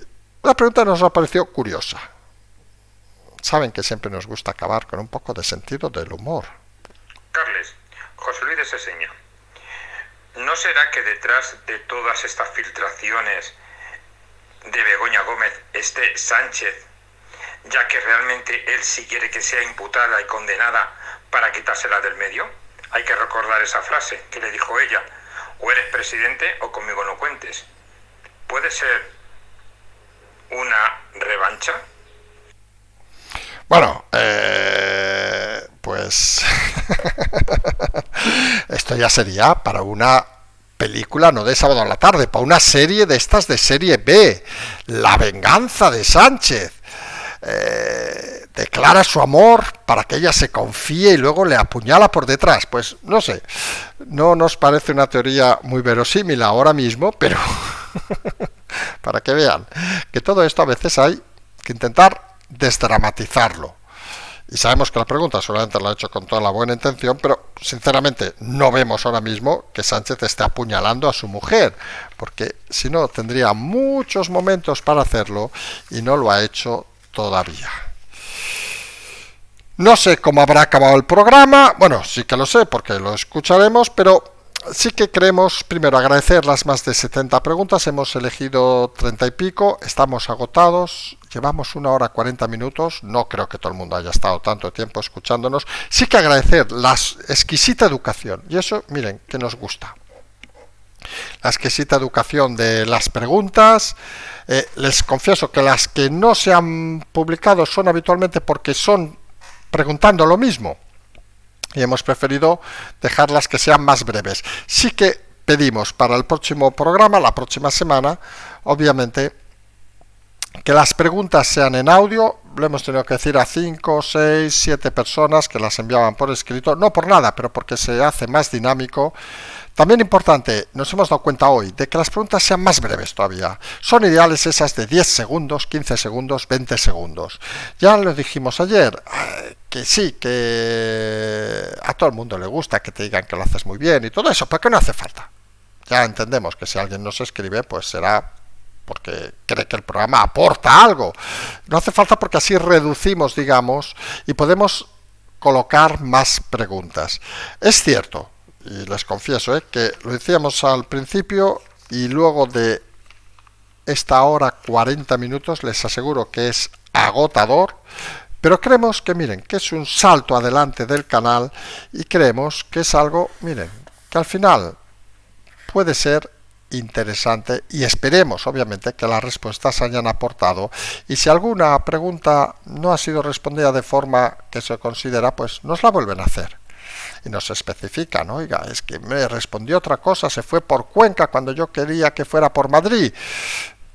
Puede ser. Al final, la dinámica, les confieso, ha sido apuntarse en 2 folios, y se lo digo así de claro, nombre de la persona, tema con una palabra, estoy leyendo Begoña, Soros, Nogueras, PSOE, Chuchup, Europa, Rey, Puigdemont, y ponerle un número de orden y sobre esa lista que teníamos, pues poner al lado primero, pues 1, 2, 3, 4, reorganizarlas para intentar que más o menos, que es muy difícil también les digo, siguieran una temática. No es un programa que preparemos en este caso en el tiempo de 1 hora o 2 horas, es un programa que nos lleva bastante tiempo, nos ha llevado escuchar. Piensen que si hemos escuchado esas 70, una media de 1 o 2 minutos, solo de escuchar los mensajes, se han ido prácticamente, y había alguno, les confieso, de 10 minutos, se han ido prácticamente a 1 hora y pico, 2 horas previas, más escucharlos, más intentar hablar, sin parar, también lo decimos, todo se improvisa, creemos que es la gracia, intentando no buscar respuestas. Recuerden esa que nos ha preguntado el tema jurídico, podríamos haberlo buscado, pero preferimos ser transparentes en eso. Oiga, pues no lo sabemos, porque en el fondo la configuración del programa, del consultorio, es precisamente que la gente pregunte y nosotros tengamos que intentar responder al mismo momento. Les decíamos además que hoy viernes han sucedido muchas cosas, no va a haber programa porque este ya va a durar mucho. Creemos que mañana, vamos a ver, tampoco va a haber, pero si siguen sucediendo todas las cosas que se están disparando, vamos a ver a dónde llegamos. En todo caso, parece que nos vamos a emplazar al domingo. Recuerden que la semana que viene volveremos a hacer este programa, estamos de movilidad, con lo cual vamos a ver cómo lo organizamos, porque una cosa es un programa de 30 minutos, otra es un programa de 2 horas, si ya nos cuesta subir uno de 30 en movilidad, imagínense en uno de 2 horas nos podemos morir, pero la voluntad, lo hemos dicho, pues está en ir superándonos día a día. perdón seguramente por los errores que hayan sucedido en este programa, se nos ha escapado alguna grabación por el medio, etcétera, etcétera, pero como dirían, son cosas del directo y los recursos que tenemos, tampoco vamos a explicar ninguna batalla más. Recuerden, tienen siempre las aportaciones de esta final de cuarta temporada, que en principio acabará a final de mes. Nos vamos a emplazar al domingo, como siempre decimos, simplemente seguimos.